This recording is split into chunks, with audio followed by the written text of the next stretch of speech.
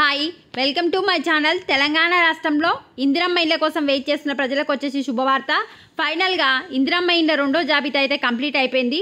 ఇప్పుడు రెండో జాబితాలో అర్హులైన లబ్ధిదారుల ఇంటికి అధికారులు వచ్చి అయితే చెక్ చేస్తున్నారు. దాన్నే సూపర్ చెక్ కార్యక్రమం అంటారు.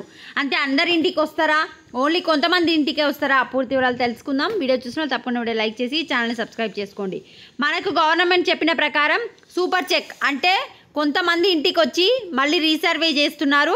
మనకు రెండవ జాబితా 1వ తారీఖు నాడు గ్రామ పంచాయతీలలో మనకు డిస్ప్లే చేస్తామని అయితే గవర్నమెంట్ చెప్పింది.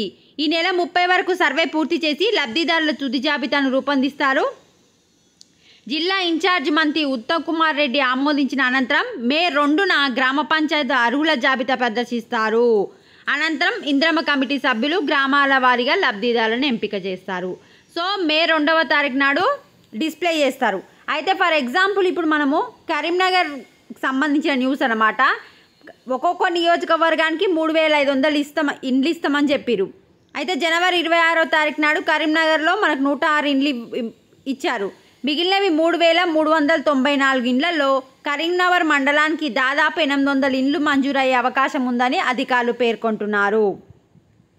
సో ఎవరికైతే ఇల్లు వస్తుందో ఆ లబ్ధిదారుల జాబితాలు ఉన్నాయి లబ్ధిదారుని ఇంటికి అధికారులు వచ్చి అయితే రీచెక్ చేసి మీ యొక్క పేరు ఫైనల్ లిస్ట్లో అయితే పెట్టి 2వ తారీఖు నాడు డిస్ప్లే చేస్తున్నారు. ఇది అప్డేట్.